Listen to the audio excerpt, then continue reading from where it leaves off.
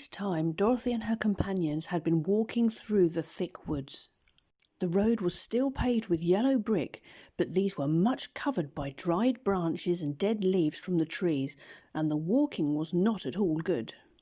There were few birds in this part of the forest, for birds love the open country where there is plenty of sunshine.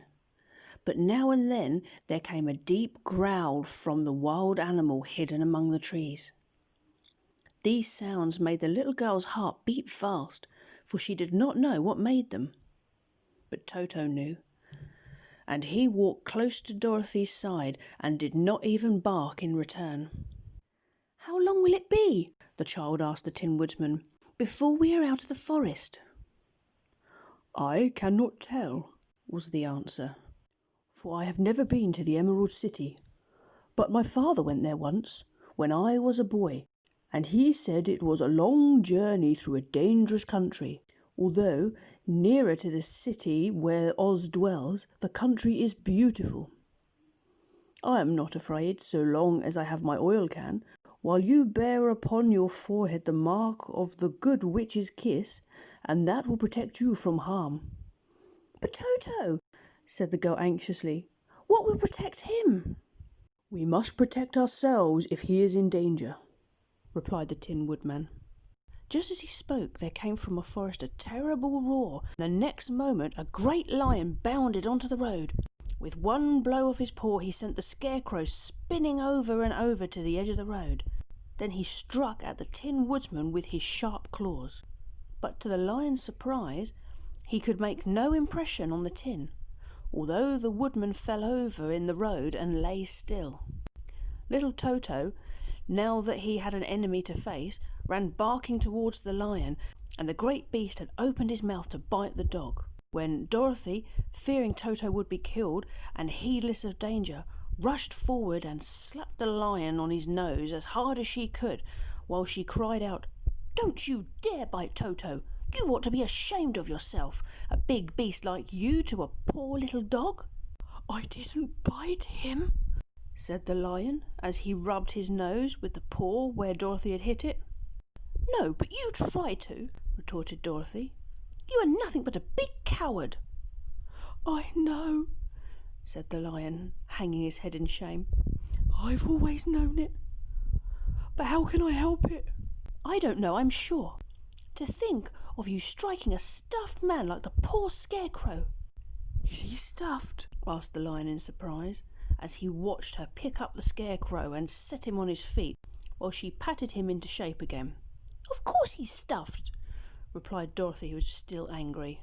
"That's why he went over so easily," remarked the lion. "It astonished me to see him whirl around. Is the other one stuffed also?" "No," said Dorothy. "He is made of tin." And she helped the woodsman up again. "Oh, that's why I nearly blunted my claws," said the lion. "When they scratched against the tin, it made a cold shiver run down my back. What is that little animal you're so tender of?" "He's my dog, Toto," answered Dorothy. "Is he made of tin or is he stuffed?" asked the lion. "Neither. He's a meat dog," said Dorothy. "Oh, he's a curious animal and seems remarkably small. Now that I look at him, no one would think of biting such a little thing except a coward like me," continued the lion. "What makes you a coward?" asked Dorothy, looking at the great beast in wonder, for he was as big as a small horse. "It's a mystery," replied the lion. "I suppose I was born that way. All the other animals in the forest naturally expect me to be brave, for the lion is everywhere thought to be king of the beasts. I learned that if I roared very loudly, every living thing was frightened and got out of my way. Whenever I met a man, I've been awfully scared, but I just roared at him and he'd always run as fast as he could go. If the elephants and the tigers and the bears had ever tried to fight me, I should have run myself. I'm such a coward. But just as soon as they hear me roar, they all try to get away from me.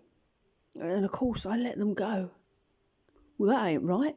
The king of the beasts shouldn't be a coward," said the Scarecrow. "I know," returned the lion, wiping a tear from his eyes with the tip of his tail. "It's my great sorrow, and makes my life very unhappy. But wherever there is danger, my heart begins to beat fast." "Perhaps you have a heart disease," said the Tin Woodman. "It may be," said the lion. "If you have," continued the Tin Woodman, "you ought to be glad, for it proves that you have a heart. For my part, I have no heart, so I cannot have heart disease." "Perhaps," said the lion thoughtfully, "if I had no heart, I should not be a coward." "Have you brains?" asked the Scarecrow. "I suppose so. I've never looked to see," replied the lion. "I'm going to the Great Oz to make him give me some," remarked the Scarecrow, "for my head is stuffed with straw." "And I am going to ask him to give me a heart," said the Woodman. "And I'm going to ask him to send Toto and me back to Kansas," added Dorothy. "Do you think Oz could give me courage?" asked the Cowardly Lion. "Just as easily as he can give me brains," said the Scarecrow. "Or give me a heart," said the Woodman. "Or send me back to Kansas," said Dorothy. "Then, if you don't mind, I'll go with you," said the Lion, "for my life is simply unbearable without a bit of courage." "You'd be very welcome," answered Dorothy, "for you will be able to keep away the other wild beasts. It seems to me that they must be more cowardly than you are if they allow you to scare them so easily." "They really are," said the Lion, "but that doesn't make me any braver. And as long as I know myself to be a coward, I shall be unhappy." So once more the little company set off upon the journey, the lion walking with stately strides at Dorothy's side. Toto did not approve of his new comrade at first, for he could not forget how nearly he had been crushed between the lion's great jaws. But after a time he became more at ease, and presently Toto and the Cowardly Lion had grown to be good friends. During the rest of that day there was no other adventure to mar the peace of their journey. Once, indeed, the Tin Woodman stepped upon a beetle that was crawling along the road and killed the poor little thing. This made the Tin Woodman very unhappy. He was always careful not to hurt any living creature, and as he walked along he swept several tears of sorrow and regret. These tears ran slowly down his face and over the hinges of his jaws, and there they rusted.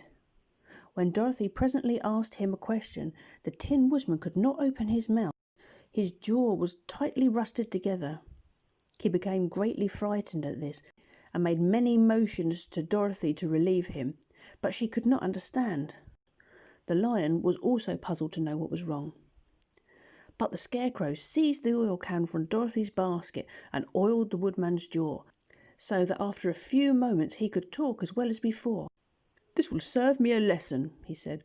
"I will look where I step, for if I should kill another bug or beetle, I should surely cry again, and crying rusts my jaw so that I cannot speak."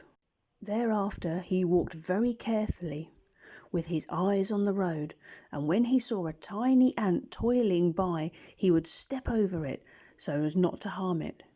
The Tin Woodman knew very well he had no heart, and therefore he took great care never to be cruel or unkind to anything. "You people with hearts," he said, "have something to guide you, and need never do wrong. But I have no heart, and so I must be very careful. When Oz gives me a heart, of course, I needn't mind so much."